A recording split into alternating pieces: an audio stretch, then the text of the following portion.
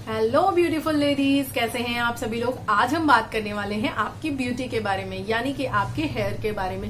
Pregnancy में आप अपने हेयर का ध्यान कैसे रख सकती हैं, साथ ही साथ प्रेगनेंसी के बाद क्या रीजन है कि हमारा सडन हेयर फॉल होना स्टार्ट हो जाता है, इसको देखने वाले हैं। तो चलिए स्टार्ट कर लेते हैं। बहुत सारे लोग ये कहते हैं कि प्रेगनेंसी में उनके जो हेयर हैं वो झड़ने की बजाय बहुत ज्यादा अच्छे हो गए हैं, उनका वॉल्यूम अच्छा हो गया है, उनकी लेंथ अच्छी हो गई है, उनमें साइन आ गई है। और वही कुछ लोगों का कहना ये है कि उनके बाल जो है वो काफी ज्यादा झड़ रहे हैं, यानी कि उनको हेयर फॉल हो रहा है, इस तरह की प्रॉब्लम्स हो रही हैं।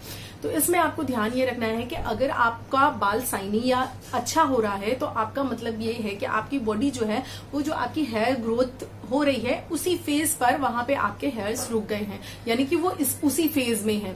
तो इसके लिए आपको ध्यान ये रखना है कि ये डेफिनेटली जो बाल हैं, जो आपके हेयर्स हैं, ये फेजेस चेंज करते हैं।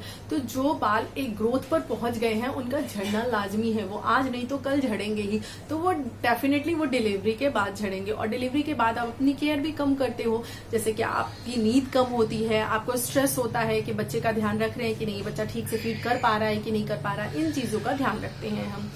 तो आपको ध्यान रखना है कि आपको इससे बहुत ज्यादा परेशान नहीं होना है, बहुत पैनिक नहीं होना है। अगर बाल अच्छे हो गए हैं तो बहुत अच्छा है, वेल एंड गुड है आगे, लेकिन आपको ध्यान रखना है। और अगर प्रॉब्लम है तो कुछ चीजों पे आप फोकस कीजिए, जैसे कि कहीं ना कहीं आप अपनी डाइट में कमी कर रही हैं, क्योंकि इस समय आपकी बॉडी में इतने अच्छे चेंजेस हो रहे हैं कि जनरली हेयर फॉल होना नहीं चाहिए, लेकिन अगर हो रहा है तो अपनी डाइट को उस हिसाब से मेंटेन कीजिए। आपके जो सप्लीमेंट्स आपको डॉक्टर ने दिए हैं वो डेफिनेटली लीजिए, कहीं ऐसा तो नहीं है कि आप सप्लीमेंट्स भूल रही हैं, उन चीजों पर ध्यान रखिए। साथ ही साथ ड्राई फ्रूट्स वगैरह ऐड कीजिए, जिनमें बायोटीन या फिर इस तरह के जो ओमेगा 3 फैटी एसिड, ये सारी चीजें पाई जाती हैं, वो बहुत ज्यादा हेल्दी होती हैं। विटामिन ई बहुत ज्यादा हेल्दी होता है, तो इन चीजों को अपनी डाइट में शामिल कीजिए। उसके बाद जो आप मसाज कर रही हैं उस मसाज को हल्के गर्म तेल से करिए, हल्के गुनगुने तेल से मसाज करिए, और उस ऑयल को डायरेक्टली हीट मत करिए, उसको गर्म पानी में रख के देन उस ऑयल को रखिए, तो वो इनडायरेक्टली हीट होना चाहिए, डायरेक्टली हीट कभी भी नहीं करते हैं। तो इस तरीके से आप हल्के हाथों से जेंटली मसाज कीजिए, जिसकी वजह से ब्लड सर्कुलेशन बढ़ेगा और आपको ये प्रॉब्लम नहीं होगी। स्कैल्प वगैरह का ध्यान रखने के लिए ध्यान रखिए कि ड्राइनेस ना हो। अगर ड्राइनेस हो रही है तो आप एलोवेरा जेल लगा सकते हो, फ्रेश एलोवेरा जेल, जो कि बहुत हेल्दी होता है आपके हेयर्स के लिए, ये आप कर सकते हो। साथ ही साथ आपको ध्यान ये रखना है कि इस पीरियड में, चाहे वो प्रेगनेंसी फेज हो या आफ्टर प्रेगनेंसी फेज हो, आपको कभी भी ऐसे शैम्पू या ऐसे तेल का यूज नहीं करना है जिसमें पैराबिन हो, जिसमें सल्फेट हो। इन चीजों से फ्री आपको लेना है, क्योंकि अगर ये होते हैं, सल्फेट और पैराबिन है आपके शैम्पू में, आपके तेल में, तो वो क्या करेगा, या फिर मिनरल ऑयल है आपके तेल में, तो वो और ज्यादा आपकी प्रॉब्लम को बढ़ा देगा, आपके स्कैल्प को ड्राई कर देगा, जिसकी वजह से क्या है, आपका हेयर फॉल और ज्यादा बढ़ जाएगा। तो इन चीजों का आपको ध्यान रखना है। साथ ही साथ इन पूरी प्रेगनेंसी फेज में, चाहे आपके साथ प्रॉब्लम कितनी ही हो, आपका बाल कितना ही झड़ रहा हो, कोई भी आपको सजेस्ट करे कि कोई हेयर ट्रीटमेंट ले लो, कोई फायदा नहीं है। स्पेशली वो आपके बेबी को नुकसान ही कर सकता है इस फेज में। इसीलिए स्पेशली ब्यूटी पार्लर में जाकर कोई भी हेयर ट्रीटमेंट मत लीजिए। हाँ, आप घर पे कोई DIY करना चाहती हैं तो डेफिनेटली कर सकती हैं, वो भी होम इंग्रेडिएंट के साथ, जो कि बहुत ज्यादा सेफेस्ट होते हैं। साथ ही साथ आपको ये ध्यान रखना है कि अगर आप अपनी बॉडी को अंदर से हील कर रही हैं, अंदर से चीजें दे रही हैं, तो उसको बाहर से बहुत ज्यादा टॉपिकल एप्लीकेशन की जरूरत नहीं है।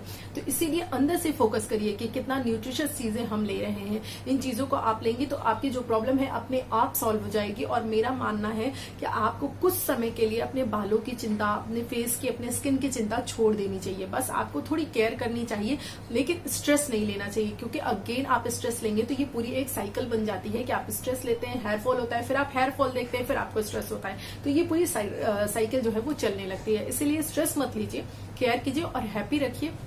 ये एक फेज है जो कि निकल जाएगा कुछ टाइम में। अगर हेयर फॉल हो भी रहा है तो ऐसा तो नहीं है कि वो फिर से हेयर रीग्रो नहीं होंगे। हम लेडीज के हेयर जो है वो रीग्रो होते हैं, तो प्रॉब्लम वाली कोई बात नहीं है। वो अपने आप ये सारी चीजें, जहां ही आपके हार्मोन्स बैलेंस हुए, वो सारी चीजें सेटल डाउन हो जाएंगी।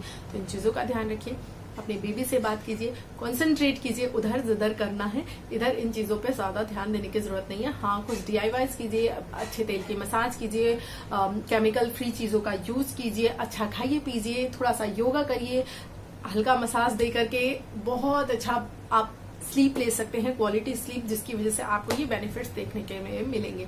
तो आई होप आप समझ गए होंगे कि प्रेगनेंसी में किस तरह से आपको अपने बालों की केयर करनी है। आप विटामिन ई मिलाकर भी एलोवेरा जेल में लगा सकते हैं, जो अगेन बहुत अच्छा होता है, या ऑयल में मिलाकर लगा सकते हैं। या फिर जो और भी चीजें हैं जो होम रेमेडीज होती हैं उनको आप ट्राई कर सकते हैं, लेकिन केमिकल की तरफ आपको नहीं जाना है। वीडियो अच्छा लगा हो तो वीडियो को लाइक कर दीजिएगा।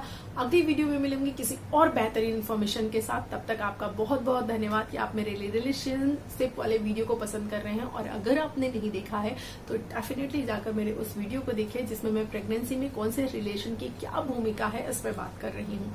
थैंक यू सो मच पूरा वीडियो देखने के लिए। तब तक के लिए नमस्कार।